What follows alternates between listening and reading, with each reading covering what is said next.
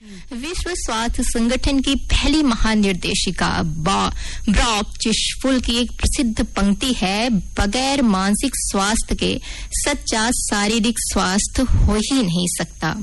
और इसीलिए हर साल 10 अक्टूबर को, यानी कि कल, जी हाँ, कल हम विश्व मानसिक स्वास्थ्य दिवस मना रहे हैं। बिल्कुल। और दीप्ति, और जानती हूँ, पहली बार विश्व मानसिक स्वास्थ्य दिवस उप महासचिव रिचर्ड हंटर की पहल पर 10 अक्टूबर 1992 को मनाया गया था। वर्ष 1994 में तत्कालीन महासचिव पूजीन ब्रांडी के सुझाव पर पहली बार विश्व मानसिक स्वास्थ्य दिवस एक विषय के रूप में साथ मनाया गया। अच्छा। और इस विषय पर दुनिया भर में मानसिक स्वास्थ्य सेवाओं की गुणवत्ता में सुधार किया गया था। अच्छा, जी हाँ दीप्ति, और दुनिया में करीब 30% लोग कभी न कभी मानसिक दिक्कत का सामना करते ही हैं। इसी विषय पर हम क्यों ना बहनों को आज एक बातचीत लाए हैं, उसको सुनवा दें। बिल्कुल, है ना? तो चलो सुनवाते हैं बातचीत है। क्यों है हम खोए खोए से। एक्सपर्ट है पद्मश्री डॉक्टर अजय सोनकर और इंटरव्यूअर हैं नेहा गुप्ता। तो आइए सुनते हैं। दोस्तों, आज हम मानसिक स्वास्थ्य पर बात करेंगे। बात करने के लिए हमारे साथ स्टूडियो में डॉक्टर अजय सोनकर सर हैं, पद्मश्री से सम्मानित हैं। डीएनए पे बहुत बड़ा काम है।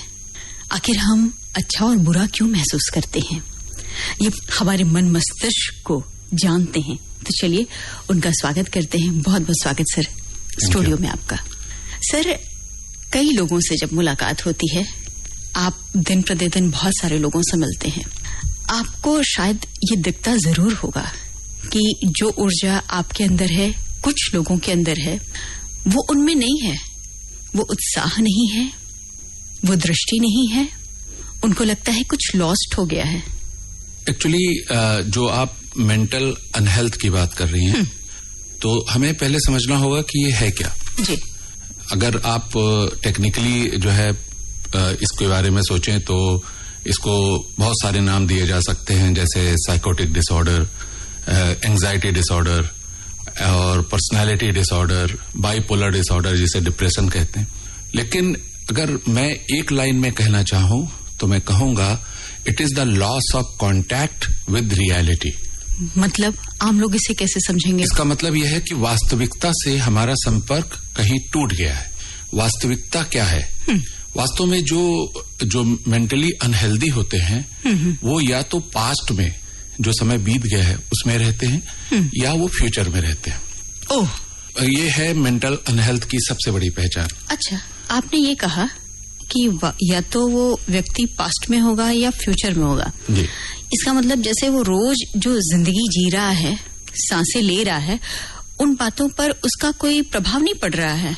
नहीं, वास्तव में क्या है, वो मेंटली फिजिकली वो जहां पर है, जो है जहां पर उसका शरीर है वहां पर उसका मन नहीं है। उसका जो माइंड है वो कहीं पास्ट में है या कहीं फ्यूचर में है। मैं आपको समझाता हूँ। जैसे कोई दुर्घटना हो गई या कुछ भी हुआ अच्छा बुरा जीवन में, तो बहुत से लोग उसी अपने पिछले अनुभवों को जीते और उसी को याद करते रहते हैं। तो ये हुआ पास्ट में रहने के बराबर। पास्ट में रहना, पास्ट क्या है सबसे पहले समझिए। पास्ट जो है वो समय है जो मर गया। जी। तो पास्ट में रहने का मतलब हुआ जैसे आप एक डेड बॉडी के साथ रह रहे हैं, एक डेड बॉडी के साथ रह रहे हैं आप, ये हुआ पास्ट में रहने के बराबर। तो आप सोचिए कि एक डेड बॉडी के साथ कोई रह रहा हो तो वो कैसी स्थिति है, पहली बात। और दूसरी बात, हम भविष्य की संभावनाओं से कि कल हमें कोई फेल्योर हो जाए, कल हमें कोई एक्सीडेंट हो जाए, कल हमारे साथ कोई बुरा हो जाए, कल कोई अनसक्सेस हो जाए, इन सारी संभावनाओं को, भविष्य की संभावनाओं को सोचकर हम भविष्य में रहते हैं। तो अब भविष्य क्या है? भविष्य मतलब जो अभी आया ही नहीं, वो वक्त जो आया ही नहीं। It is something like non existing counter part, जो एग्जिस्ट ही नहीं करता। तो हम तनाव, परेशानी, दुख ऐसी जगह से ला रहे हैं जो एग्जिस्ट ही नहीं करता। डॉक्टर साहब, इसे टाइम लैप्स कह सकती हूँ? नहीं, कि जैसे आप या तो पीछे ही अटक गए हैं। यस। तो अब क्या है, इसका सोल्यूशन ये है कि हमें प्रेजेंट में रहना चाहिए। प्रेजेंट क्या है? प्रेजेंट है ये अभी। जैसे मैं और आप दोनों बैठे हैं, बात कर रहे हैं, हम दोनों की सांसें चल रही हैं, हमारे हृदय धड़क रहे हैं और हम जिंदा हैं जी। तो इस वजह से वर्तमान जो है वह ही एक ऐसी चीज है जो जीवित है। तो वर्तमान में रहना ही स्वस्थ रहना और जीवित रहने के बराबर है। मतलब एक स्वस्थ तरीके से जीने का नाम है वर्तमान में रहना, क्योंकि वर्तमान क्या है? मैं हूं, आप हैं, और दोनों क्या हैं? जीवित हैं, और दोनों बातें कर रहे हैं, और दोनों की सांसें चल रही हैं, दोनों के हृदय धड़क रहे हैं। डॉक्टर साहब, आप कह रहे हैं कि भाई प्रेजेंट में रहो जी, लेकिन हमारा मन जो है इस बात को इतनी आसानी से स्वीकार नहीं करता। मैंने कई लोगों को अपने घर, बाहर, परिवार, समाज में देखा है। सपोज करिए कि किसी के जीवन में कोई अनहोनी घट गई, पैसों का लॉस हो गया, या फिर किसी प्रिय व्यक्ति का निधन हो गया, या फिर हम जो बनना चाहते थे नहीं बने। भाई बहुत सारे लोग ऐसे भी हैं जो अपने आप को उस अवस्था से निकाल लेते हैं, लेकिन कुछ लोग नहीं निकाल पाते। जब उनसे बात करो कि अरे भाई इससे बाहर निकल आओ, तो कहेंगे कि ये मजाक है क्या? आपके लिए मजाक हो सकता है? तो फिर क्या कहेंगे आप? नहीं, बिल्कुल। एक्चुअली इसमें क्या है कि आप जो बता रही हैं, जो दुख में है, जो अपने किसी परिजन को खो चुका है या किसी भी वजह से दुख में है, तो जब आप उससे बात करेंगे तो सिर्फ कहने से कि बाहर आ जाओ, वो जानबूझ के कहने से, किसी के कहने से तो दुख में गया नहीं है कि किसी के कहने से दुख से बाहर आ जाएगा। ओह। और इसमें क्या है कि इसके लिए हम कुछ चीजों को समझना होगा कि हम ऐसा कई बार जाने अनजाने में या जानबूझ करके हम ऐसा क्या कर सकते हैं जिससे हम उस दुख से, उस पास्ट से बाहर आ जाएं।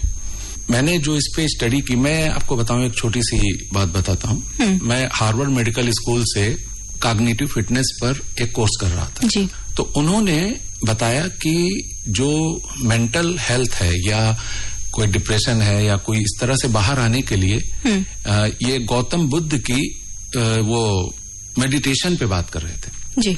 वो सिखा रहे थे कि इस मेडिटेशन से आप इस तरह के मेंटल अनहेल्थ से बाहर आ सकते हैं। तो वो था क्या उसमें था कि आप अपने सांसों को देखें।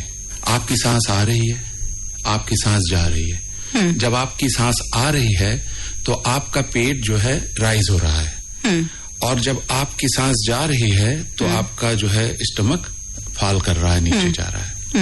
तो मैंने उसको ध्यान से जब देखा तो मैंने सोचा कि ये हो क्या रहा है, ये जो सांस आ रही है, वो सांस जा रही है, ये वर्तमान है।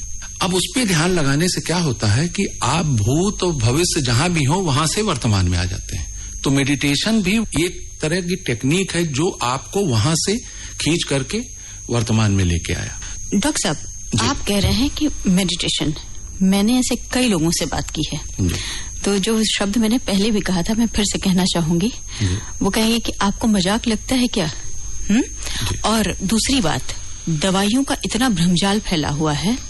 कई ऐसी दवाइयां हैं डॉक्टर साहब जो लोग मेंटली अनहेल्दी होने के कारण खा रहे हैं, जो दिमाग को स्लो कर देती हैं, उसे एक्टिवेट सही दिशा देने की बजाय वो सोचना ही दिमाग बंद कर देता है। बिल्कुल। और उनको लगता है कि सब ठीक हो गया जी, लेकिन वो स्थिति जो है और खतरनाक हो गई है। नहीं, बिल्कुल। देखिए, मैं आपको बताऊं कि वास्तविकता ये है जो मैं समझता हूं कि इसके लिए कोई भी दवा कोई हेल्प नहीं कर सकती। और आपका कहना एकदम ठीक है कि अगर कोई परेशान है तो उसका शांत बैठना, आप उससे कहें कि अपने सांसों की तरफ ध्यान दो और जो है देखो सांस आ रही है, जा रही है, शांत होकर के अपनी ध्यान जो है सांसों की तरफ लगाना उसके लिए आसान नहीं है, क्योंकि वो अशांत है तो वो ध्यान लगाएगा कैसे? ये आप एकदम सही कह रही हैं। तो मैं आपको ये बता रहा था कि वास्तव में जो मेडिटेशंस हैं, जितनी भी इस तरह की टेक्निक है, वो करती क्या है? वास्तव में उनकी उस करने में क्रिया ये होती कि इसको पास्ट और फ्यूचर से प्रेजेंट में लाया जाए। और जब मैंने इस पे स्टडी की तो मैंने पाया कि सबसे बेहतरीन तरीका ये है कि आप उसके विषय में बात करने के बजाय कुछ नया सीखने की कोशिश करें। जो चीज आप जानते हैं, जिसमें आप अभ्यस्त हैं, जब वो करते हैं आप तो मन कर रहा है यहाँ देने का। जैसे मैंने कुछ फिल्में देखी हैं, उसमें मैंने देखा कि भाई हीरो बड़ा डिप्रेशन में था, एक अचानक से सुंदर सी हीरोइन आती है, उसका डिप्रेशन उसको देख के गायब होने लगता है और वो जिंदगी जीना शुरू कर देता है। और वो हीरो जिसको नौकरी नहीं मिल रही थी, उसके प्रिय व्यक्ति का निधन भी हो गया था, घर नहीं था, लेकिन एक लड़की का आगमन होता है जो उसके दिल पर राज करने लगती है। अचानक सब कुछ बदल जाता है, उसके पास बड़ा घर हो जाता है, बच्चे हो जाते हैं, सब कुछ ठीक हो जाता है। ये क्या है? वास्तव में यही बड़ी इंपॉर्टेंट बात है। ऐसे कोई भी फैक्टर्स जो आपको प्रेजेंट में लेके आते हैं, वो जो आपने बताया कि एक लड़की उसके लाइफ में आती है, उसकी जो खूबसूरती है वो उसको कई तरह से महसूस करता है, उसकी आवाज, उसका लुक, उसको महसूस, जब उसके वार्मथ को महसूस करता है तो उस क्रिया में वो प्रेजेंट में आ जाता है, क्योंकि वो प्रेजेंट में खड़ी है।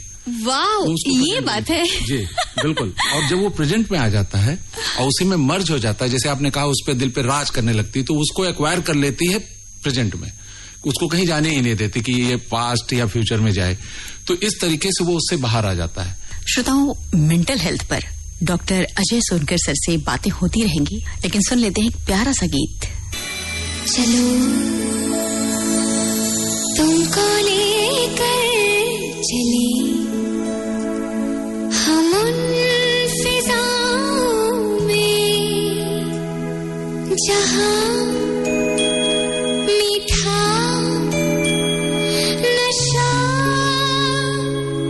है तारों की छाँव में। चलो तुमको लेकर चले हम उन फिजाओं में जहां मीठा नशा है तारों की छाँव में। चलो तुमको लेकर चले हम उन फिजाओं में।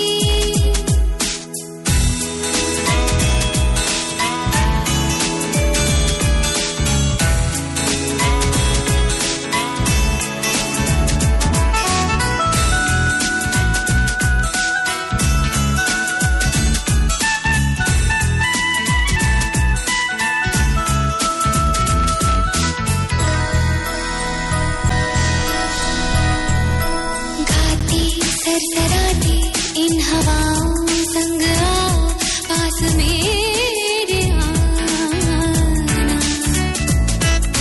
सपनों का सफर है, मेरे दिल का ये भंवर है, इसमें डूब जाना। जरा सा लम्हा छुपा था, अब मिल गया जहां मीठा नशा है तारों की छाँव में। चलो तुमको लेकर चले हम उन फिजाओं में। तो मैं आपको बता रहा था कि जैसे मान लीजिए कोई आप जब नई चीज सीखते हैं, हाँ अब मान लीजिए आपको कंप्यूटर में टाइपिंग करनी नहीं आती जी, अब आप टाइपिंग कर रहे हैं, तो आपको जो कीबोर्ड होगा उसमें देख कर ढूंढ कर अक्षर और अंकों को दबाना पड़ेगा, क्योंकि आप एक्सपर्ट नहीं है, आपको आता नहीं है। तो उस क्रिया में आपको ध्यान लगाना पड़ेगा कि ये कहाँ है, ये अक्षर कहाँ है, ये अंक कहाँ है। तो उस क्रिया में आप प्रेजेंट में आ जाएंगे। तो और इसी तरीके से कुछ भी जब आप नया सीखते हैं तो उस समय आपको ध्यान लगाना पड़ता है उस नई चीज के लिए, क्योंकि वो नई चीज नहीं आती आपको। कोई वाद्य यंत्र बजा रही है, हाँ, तो अब देखिए क्या एक नेचर है, एक खूबसूरत सी लड़की किसी के सामने आई तो बट नेचुरल है, उसकी तरफ वो आकर्षित होता है। और अगर उसको जब देखने लगता है तो उस क्रिया में जो आपने एग्जाम्पल दिया वो प्रेजेंट में आ जाता है, क्योंकि वो प्रेजेंट में खड़ी है। अच्छा ये बात है। और बस कि आना आपको प्रेजेंट में है, वो तो चाहे वो विधि टाइपिंग कोई हो भी सकती है या कोई फिर भी विधि जो हो, समर्पण हो सकता है, हाँ, प्रेम अब हो क्या सकता है, जैसे कोई बहुत उदास है, अब वो टाइपिंग कर रहा है तो typing is not interesting for him, मतलब मुश्किल है आपको उसमें लगाना, कोई आप उसके ऊपर आपको कोई मोटिवेशन डालना पड़ेगा कि कुछ ऐसा करो, ये लिखना बहुत जरूरी है तुम्हें, एक पेज लिखो, तो वो एक बोझ की तरीके से एक इम्पोज्ड कंडीशन में वो लिखेगा।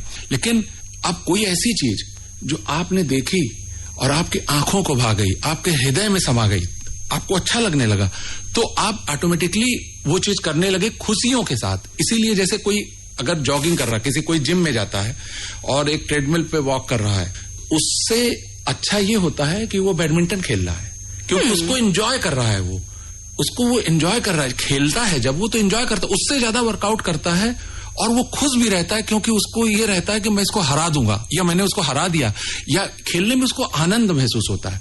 अब जो वो कर रहा है, मेहनत भी कर रहा है, लेकिन उस मेहनत से उसको आनंद प्राप्त हो रहा है, तो इसलिए ये ज्यादा वर्केबल है। अच्छा डॉक्टर साहब, जैसे कोई व्यक्ति नॉर्मल है, ठीक है, वो डिप्रेशन में ना जाए, उसको लगे कि भाई थ्रू आउट लाइफ हम क्यों ना खुशी से जिए, जो हमारा बेसिक नेचर है, तो क्या करना चाहिए कि उस और दिमाग न जाए, ध्यान न जाए? देखिए, एक्चुअली जो हमारी कंडीशन है वो सब कुछ हमारे ऊपर निर्भर नहीं करती। आप भले ही कितनी अच्छी स्वभाव की हो, आप खुश रहना चाहती हो, आपका इंटेंशन बहुत खुश रहने का, बहुत कुछ करने का हो, आप किसी ऐसे व्यक्ति से मिले जो बहुत ही डिप्रेस्ड है, निगेटिव है, उसके अंदर भय भरा हुआ है, वो भयभीत है, तो जो आपके अंदर होता है वही आप देते हैं। अगर जो भयभीत है वो भय फैलाता है, ठीक है, जो दुखी है वो दुख फैलाता है, कोई ना कोई इम्पैक्ट वो आपके ऊपर डाल देता है। तो होता है, इसी को इपीजेनेटिक्स कहते हैं कि आपके आसपास का जो एटमॉस्फेयर है वो आपके ऊपर इम्पैक्ट डाल देता है, और आप एक जीवित इंसान हैं, आप हर भावनाओं को रिएक्ट करते हैं। तो एक दुख के तौर पे आपकी भावनाएं जो है, अब देखिए, उंगली कटे और खून ना निकले तो ये बहादुरी की निशानी तो है नहीं, ये डेड मैन की निशानी है। अब मान लीजिए आपके सामने कोई व्यक्ति बहुत दुखी है और उसको बहुत तकलीफ है, तो आपको तकलीफ होगी, बिल्कुल। आप ऐसा नहीं हो सकता कि अरे मेरा तो स्वभाव है कि मैं खुश रहूंगी, मैं एकदम खुशियों में रहूंगी, झूमती रहूंगी, मेरे को कोई फर्क नहीं, ऐसा हो ही नहीं सकता, आपको इम्पैक्ट होगा उसका। तो कहने का मतलब यह है कि हम कितना भी समझदार हो, कितना भी हमें नॉलेज हो, आसपास का एटमॉस्फेयर हमारे पर इम्पैक्ट डाल देता है। लेकिन नॉलेज इज अ पावर। अगर आपको पता है कि ये हो क्या रहा है, ये रियल नहीं है, ये एक्चुअल नहीं है, जो हुआ है ये इसके साथ हुआ है, अब मैं ये, हमें दुख कहां से आता है, जो इसके साथ हुआ वो मेरे साथ भी हो सकता है, तो कब होगा, फ्यूचर में होगा। अब निकल करके वर्तमान से फ्यूचर में चले गए, तो आपका क्या हुआ, आपका जो है शरीर यहाँ है और आपका मन जो है दूसरी जगह चला गया। तो अब जो है, जब ऐसी कोई क्रिया आप करते हैं या कोई कारण बनकर आपको के साथ कर देता है कि आप वापस, आपका मन आपके शरीर में लौट आया, वर्तमान में लौट आया, तो इसी को योग कहते हैं, मिलन कहते हैं। जी डॉक्टर साहब, अब जैसे मैं एक पुस्तक पढ़ रही थी, जो आप बात कह रहे हैं कि कुछ दुखी लोगों के साथ अगर आप हैं, जाहिर सी बात है कि वो तरंगे आप पर भी आएंगी। तो उस पुस्तक में ये बात लिखी हुई थी कि जो आप योग और ध्यान की बात कर रहे हैं, और अगर आपके समय में दिमाग में उस समय ये बात आ जाए कि मैं उन परिस्थितियों से हमेशा अनटच्ड रहूंगा या रहूंगी, ये जुड़ा हुआ मुझसे नहीं है, I am something else, I am a daughter और a son of that supreme power, और वो सुप्रीम पावर कभी दुखी नहीं होती। तो शायद एटमॉस्फेयर कितना भी नेगेटिव हो जाए, जो आप कह रहे हैं कि एक, बिल्कुल, देखिए, एक्चुअली होता क्या है कि ये आप अगर किसी भी तरह से अपने मन को अगर स्वस्थ रख पाते हैं, एक सोच को जो है एकदम रियलिटी से टच करके रख पाते हैं, तो आपको सदैव इस तरह की चीजों से बचने में मदद मिलेगी, इसमें कोई डाउट नहीं है। आप अगर अपने आप को कार समझ लें कि आपका जो जीवन है वो एक कार है, तो जो आपका मन है वो ड्राइवर है जी। अब मान लीजिए वो रात से सोया नहीं है, वो गुस्से में है, उसको बुखार है, आंख से ठीक से दिखता नहीं है, और वो आपकी गाड़ी चला रहा है, तो अब आपकी गाड़ी का क्या होगा? आपकी गाड़ी बहुत अच्छी है, 1.5 करोड़ रुपए की गाड़ी है, लेकिन आपकी गाड़ी का क्या हो गया? उस ड्राइवर साहब चला रहे हैं वो गाड़ी। तो इसी तरीके से आप कितने भी स्वस्थ हो, कितने भी अच्छी आपकी बॉडी हो, आप यंग हो, सब कुछ हो, लेकिन जो आपका मन है वो दुखी है, वो क्रोध में है। क्रोध में लोग कहते हैं लोग अंधे हो जाते हैं, मतलब वो आपका जो ड्राइवर साहब है वो ब्लाइंड है। अब उनको घमंड है, इसका मतलब क्या है कि उनको क्रोध के ऊपर या घमंड के ऊपर सच्चाई नहीं दिखती, वो घमंड में आकर के वो अच्छे को बुरा, बुरे को अच्छा कह देते हैं, क्योंकि उनका घमंड है, वो कह दिया तो दम्भ है उनको कि ये मैंने बोला तो वो। तो जितने भी हमारे ये भाव हैं, जैसे द्वेष, दूसरों से जलन की भावना, प्रतिस्पर्धा, लोगों से नफरत करना, बदले की भावना, ये सब ये रोग है, मानसिक रोग। अगर वो आपका ड्राइवर इस तरह के मानसिक रोग से ग्रसित है तो आपकी गाड़ी का एक्सीडेंट करा देगा। वो आपके शरीर में कोई ना कोई बीमारी होना और शरीर में कोई ना कोई प्रॉब्लम होना तय है। डॉक्टर साहब, मैं जब सब्जी खरीदने जाती हूँ कई बार, जो सब्जी वाले भाई होते हैं या अम्मा बेच रही होती हैं, मैं देखती हूँ कि वो 20 रुपए किलो भिंडी बेच कर भी, सपोज करे कि 20 किलो भिंडी है उनके पास, 200 रुपए कमाए उन्होंने, 400 रुपए, बड़ी खुश रहती हैं। अब मुझे कहेंगी कि अरे बिटिया 2 ठो गिरगवा रहा और डाल ले। मैं सोचती हूँ कि ये अम्मा या ये जो सज्जन बेच रहे हैं सब्जी, कितना ही कम कमाते हैं। शॉर्ट एकदम साधारण, कितने लोग उनसे, दुखी व्यक्ति भी उनके पास जाता है भाई, एक नॉर्मल व्यक्ति भी जाता है, लेकिन वो फर्क नहीं पड़ता उन अम्मा के ऊपर। मैंने हमेशा देखा कि वो खुश रहती है। आखिर क्यों? वास्तविकता यही है। देखिए, आप जिसको कहती हैं कम कमाना, उनके हिसाब से वो पर्याप्त कमा लेती हैं। उनकी जरूरतें फिक्स हैं। वो जानती हैं कि मुझे अभी सुबह ये जरूरत है, मुझे रात के भोजन के लिए ये जरूरत है, मुझे बच्चे के लिए ये जरूरत है। वो देखती हैं मेरा वो जो जरूरत थी पूरी हो गई। वो रियलिटी से टच कर रखा है उन्होंने। अब मैंने एक 72 साल के व्यक्ति से मुलाकात की दिल्ली में, जो अरबपति हैं, और वो बहुत परेशान थे। तो मुझसे कहने लगे कि डॉक्टर साहब, मुझे 6 महीने के लिए थोड़ा सा पैसा चाहिए। तो मैंने कहा थोड़ा सा पैसा? इतना दुखी देख के मैंने सोचा कि थोड़ा सा पैसा मैं ही अरेंज करके दे देता हूँ, बेचारा इतना परेशान है। तो मैंने कहा आपको कितने पैसे की जरूरत है? तो उसने कहा डॉक्टर साहब सिर्फ 800 करोड़ रुपए मुझे चाहिए। मैं उसे देखने लगा कि इसका कल का पता नहीं है। अगर ये पूरी जिंदगी बैठ के खाए तो 2-4 लाख रुपए से ज्यादा का खाना ये खा नहीं सकता, और इसको 800 करोड़ रुपया चाहिए, उस पर सिर्फ लगा दिया इसने। तो ये क्या है? वो भले ही इतना बड़ा आदमी है, लेकिन वो he has lost his contact with reality. यही जो मैं कहना चाहता। अब वो दुखी क्यों है? क्योंकि he has lost the contact with reality. उसे पता होना चाहिए कि इसका मैं करूंगा क्या। भले ही उसके पास बहुत कुछ हो, उसके पास इतनी प्रॉपर्टी है, इतना धन है, वो किसी चीज को कंज्यूम करके दिखाए अपने लाइफ टाइम में, उसको ये रियलिटी है, और वो ये पता ही नहीं। वो और दूसरी चीज जो नहीं है उसके लिए परेशान है कि ये भी मुझे मिल जाए। तो ये loss of contact with reality यही है। और वो जिस सब्जी वाली अम्मा की बात आप कर रही हैं, वो बहुत महान है, वो ब्लेस्ड है कि वो रियलिटी के कांटेक्ट में, वास्तविकता के संपर्क में है। डॉक्टर साहब, उनकी मुस्कान जो है ना, मतलब मैं जब देखती हूँ ना उन्हें, तो मुझे ऐसा लगता है एक बोतल खून बढ़ गया मेरा। बिल्कुल, यही तो मैंने कहा कि जो जैसा होगा वो देगा। वो सेटिस्फाइड है, वो खुश है, तो उन्होंने आपको वही दे दिया। और मैं कई बार कहती हूँ कि अम्मा आप अपने पैसे तो पूरे लीजिए, बोलेंगे अरे बिटिया। तो पता नहीं ये जो मोहब्बत है ना डॉक्टर साहब, वो मुझे जिंदा कर देती है। नहीं, देखिए मैटर क्या है कि सबसे इम्पोर्टेंट यही है। आप बहुत अच्छी, बहुत खूबसूरत बात कह रही हैं। वास्तव में यही हमें जरूरत है कि हम ये ध्यान रखें कि हम क्या दे रहे हैं। हम जब किसी से मिलते हैं तो अगर अपना दुख, अपनी तकलीफ उसके साथ शेयर कर रहे होते हैं, तो कहीं पर हम उसके साथ अत्याचार कर रहे होते हैं। उसके अच्छे खासे मूड को, अच्छे खासे उसके जीवन को हम जाने अनजाने तबाह कर रहे होते हैं। यही है जो हम दे सकते हैं किसी को, कि हम उसको रियलिटी से के कांटेक्ट में लाएं। अब वो एक छोटी सी सब्जी की दुकान चलाने वाली एक अम्मा को आपने देखा, तो आपको ये लगा कि जब ये खुश रह सकती है तो कम से कम इससे तो ज्यादा है मेरे पास। ये तो शर्म की बात होगी अगर मैं दुखी रहूं तो। कितना बड़ा मोटिवेशन मिल गया आपको। हाँ? इसीलिए आप खुश हो जाती हैं, जो कहती हैं कि मेरे शरीर में एक बोतल खून बढ़ गया। This is what you are saying. Doctor साहब, छोटे छोटे टिप्स मैं चाहूंगी जी, कि ऐसे हम लोग क्या करें प्रतिदिन में कि हमारा मन जो है वो हमेशा एकाग्र रहे, खुश रहे। देखिए, कोई बहुत इसमें रॉकेट साइंस नहीं है। आपको वर्तमान में रहने के लिए क्यूरियस आप रहते ही हैं। आपको हर समय कुछ नया सीखने की कोशिश करना चाहिए। और कभी भी कोई चीज अगर आपको निगेटिविटी दे रही है, दुख दे रही है, तो आप ये समझ लीजिए कि ये मेरे को रियलिटी से दूर करने वाली है।